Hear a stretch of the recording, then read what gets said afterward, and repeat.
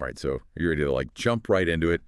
We're going to go deep on Evan Bouchard, specifically his game against the Leafs on Saturday night, and more specifically that third period where it kind of fell apart for him, I guess you could say. And we've got some pretty interesting fan reactions, and we're also going to look at what like a former NHLer had to say about Bouchard's performance. So, like, let's break it down. Is this just one of those games that happens? Or, should Oiler fans be worried? Well, the thing about this game, right, is that Bouchard he's established, he's got over 300 games in the NHL? Yeah, over 300, I think. Yeah. So, you'd think he'd be past the point of making rookie mistakes. So when a guy like that, like a veteran, has a game like this, it really makes you wonder what happened. Yeah, for sure. And this wasn't just, an off night. I mean, in the third period, all three of Toronto's goals. Mm-hmm. Yeah, Bouchard was on the ice for all of them. Yeah, exactly. And like that first one, the giveaway to Mines, I mean, passing it right off McDavid's stick. I mean, I guess these things happen even at the pro level. But, you got to think about the pressure Bouchard was under. He played, over 25 minutes that game? He lugged a lot of ice time, like 25 minutes, I think, yeah. So that's a pretty heavy workload for any defenseman, I mean, do you think, could he have been gassed by that point in the game? Like, could fatigue have played a role in that play, you think? Oh, yeah. Fatigue, that's always a factor. I mean, those minutes add up. And when your body is tired, it affects your decision-making. Totally. But it's not just physical, right? There's the mental side of things, too. Later in the period, he missed the puck at the blue line. Yeah. And then, he kind of just stopped skating. Like, he just, gave up on the play. It was tough to watch. And a lot of fans were not happy about it. Yeah. And I think, you mentioned fans. In the article we have here, fans were like, Ryman saying he was clocking out. Is that a fair assessment, do you think? Or are they just, overreacting? It was just one mistake.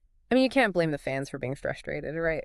Especially when you see, what seems like a simple play just turn into, a breakaway goal. But we got to remember, everyone has mental lapses, even the best players. I mean, put yourself in his skates. The pressure, things aren't going your way.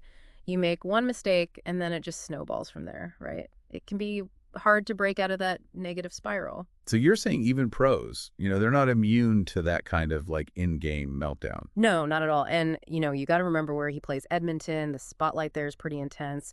Fans, media, everyone expects Bouchard to be a key player. And that pressure can really amplify those mental hurdles. I mean, missing the puck, that happens. But not skating back, that just kind of suggests to me that he's lost focus. Maybe his confidence is shaken a little bit. Yeah. Now, there's also this former NHL defenseman, Jordan Schmaltz, I think his name is, right? Mm-hmm.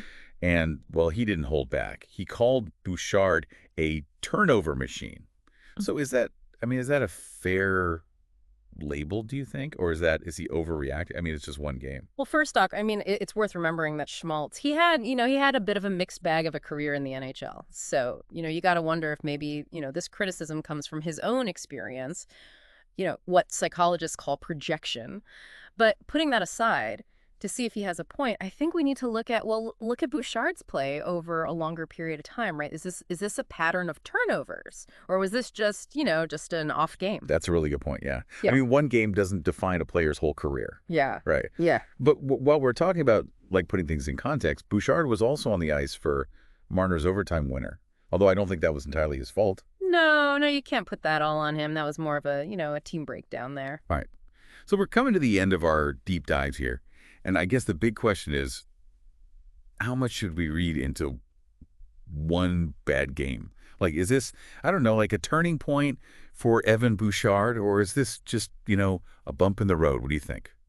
Well, that's the million-dollar question, isn't it? One game, it's just a data point. We can't make the whole story out of it, right? The real test is going to be, how does he respond? Does he bounce back in his next game? Do those turnovers, do they keep happening? Those are the things to watch for, I think, to tell if this was just a blip, or a sign of a bigger problem. Yeah, that's a great point. So I guess we're all going to have to keep our eyes peeled for those next few games. It'll be interesting to see how Bouchard responds to, to the adversity. And, to see if it affects his game moving forward. It raises a question for all our listeners out there. How much weight do you put on a single performance when you're evaluating a player? Like, does one bad game totally change your opinion? Or do you need to see a pattern before you make up your mind? Something to think about as we watch Bouchard's next game.